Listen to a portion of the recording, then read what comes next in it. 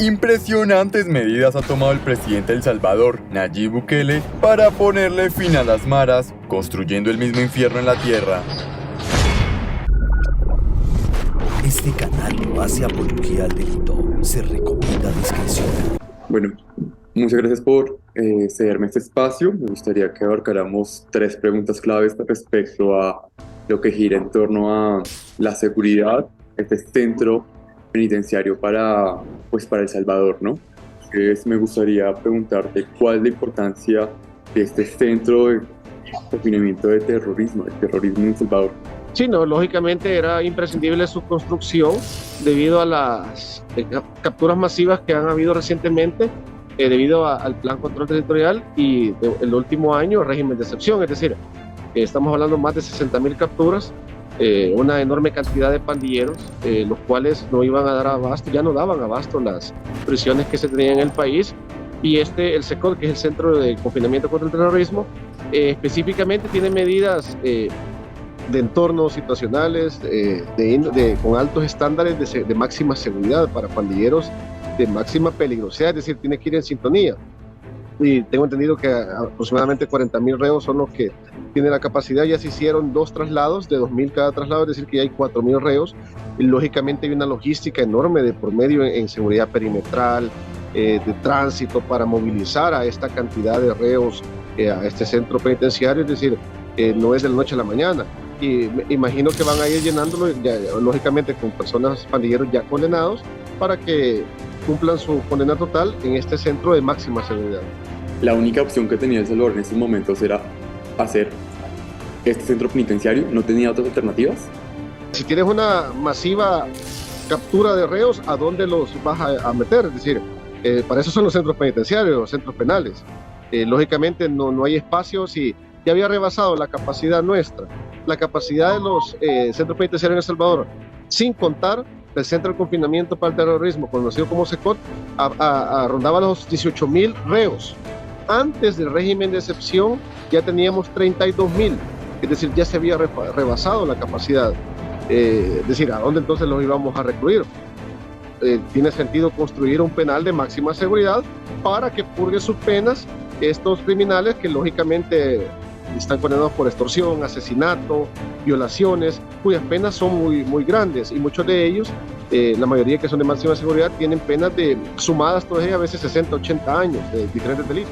No son reos comunes, como un carterista, como le llamamos en varios países latinoamericanos, que una persona civil que no ha pertenecido a pandillas, que ha cometido otro delito, por decir algo, como estafa, etcétera. Esos están recluidos en centros penales diferentes al SECOT.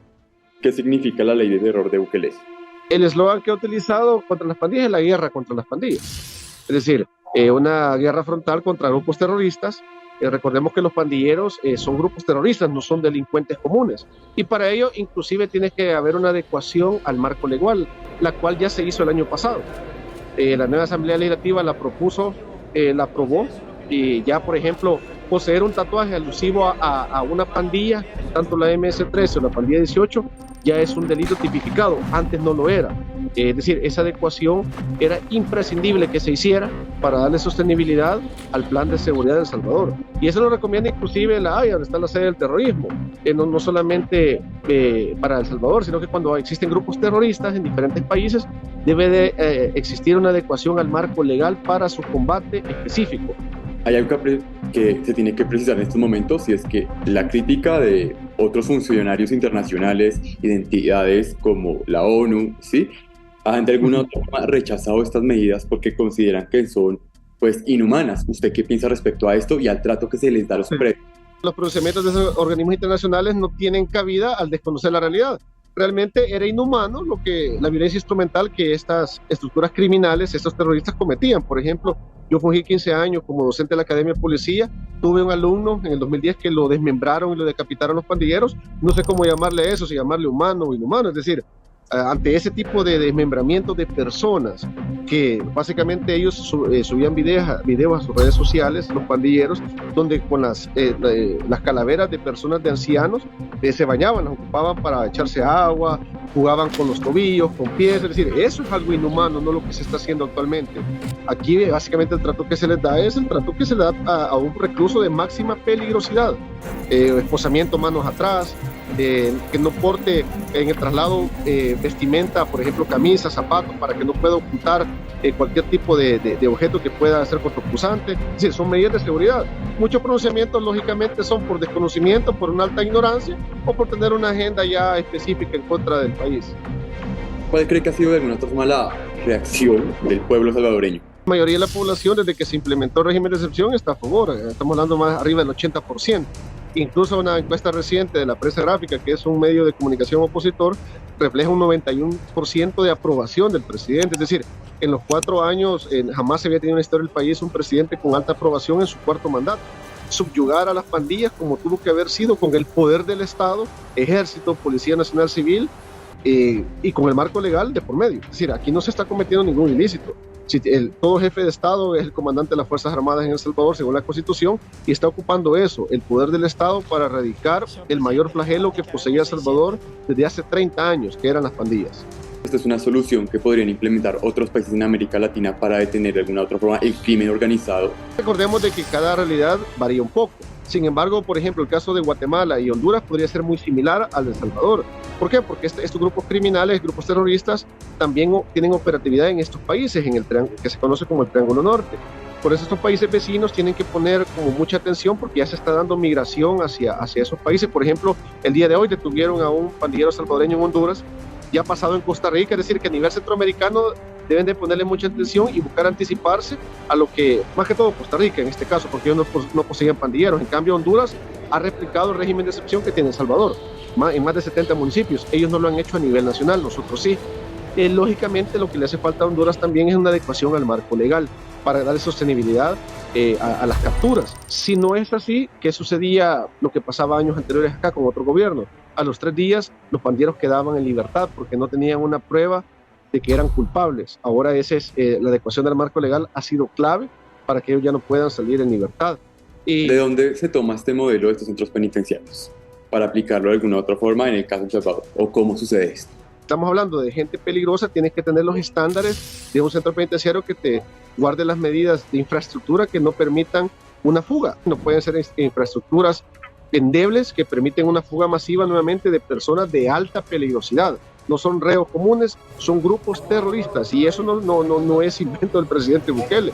En el 2012 el Departamento del Tesoro de Estados Unidos los catalogó como tal a los pandilleros, grupos terroristas, y los equiparó al nivel de la mafia de Yakuza y los carteles de droga de México. Es decir, estamos hablando de hace más de 10 años, y gobiernos en ese momento era el gobierno del FMLN en El Salvador, y no tomó la opción de optar por régimen de excepción para combatirlos. Un régimen de excepción que aparece en nuestra Constitución, tampoco es invento del presidente Bukele. ¿Qué es más importante, los derechos humanos establecidos de forma asociada y de forma pues macra, o la Constitución, Carta Magna, o la legitimidad de cada país?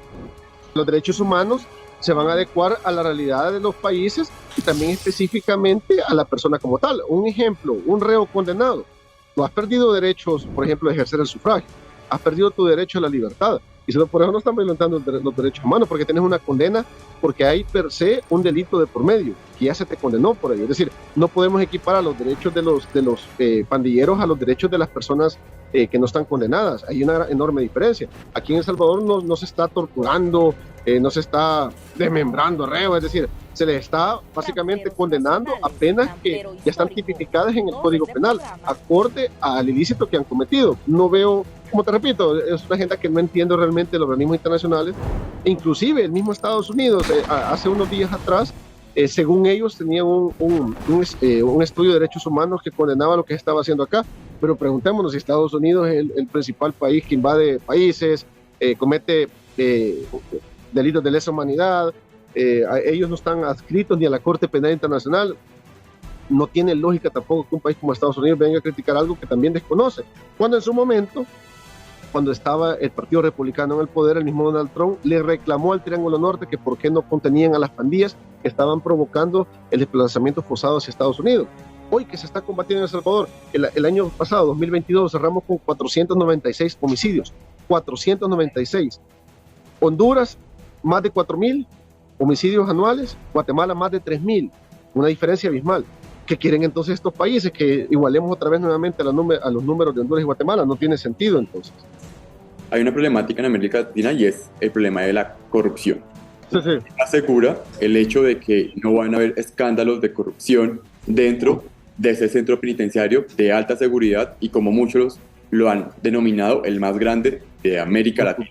Creo que es para todo gobierno. Al final existen instituciones que son las que encargadas de fiscalizar, auditar a cada institución, ya sea centros penales, ya sea la misma Policía Nacional Civil.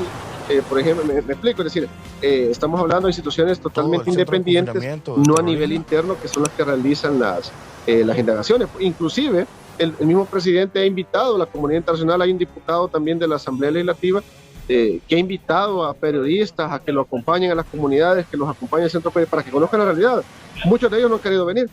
Al final, otros sí han venido, inclusive de medios de Colombia, los he visto haciendo reportajes en el SECOT, por ejemplo, y de eso se trata, conocer básicamente el terreno, cómo estamos, cómo es un antes y un después de El Salvador. Aquí te puedo decir, inclusive, habían comunidades que tú pedías a domicilio una pizza, una hamburguesa, había ciertas zonas que ese servicio no te lo daban, porque las pandillas no permitían entrar a nadie.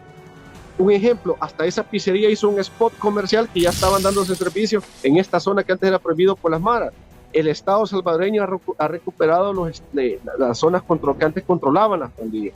Bukele ha sido un éxito, es decir, ha neutralizado el crimen, ha abierto la posibilidad a un crecimiento económico en temas turísticos, como me lo mencionaba, también en temas de franquicias y marcas que puedan, no sé, vender productos, porque ya no hay una intimidación de este tipo de grupos. Entonces, ¿cómo es el método de Bukele? Pero lo he catalogado a nivel general, no solamente de seguridad, como un político muy pragmático, es decir, sin perder tiempo en la ejecución de diferentes acciones, no solamente a nivel seguridad. Tuvimos la pandemia, en su momento ordenó el confinamiento, la oposición se opuso, evitó que el contagio fuera aún mayor todavía en su momento, construyó el hospital de El Salvador cuando le recomendaban de que hiciera carpa, es decir, él ha sido muy pragmático en eso, en las diferentes emergencias nacionales que han habido. La seguridad pública de igual manera, al elevárselo a más de 80 muertes de viernes a domingo en el país, le pide a la Asamblea que decrete el régimen de excepción para atacar frontalmente a las pandillas. Yo lo considero como un político muy pragmático, sin perder el tiempo en discusiones estériles que al final, durante 30 años, esas discusiones no nos llevaron a nada como país. 2015 El Salvador fue de los países más violentos del mundo.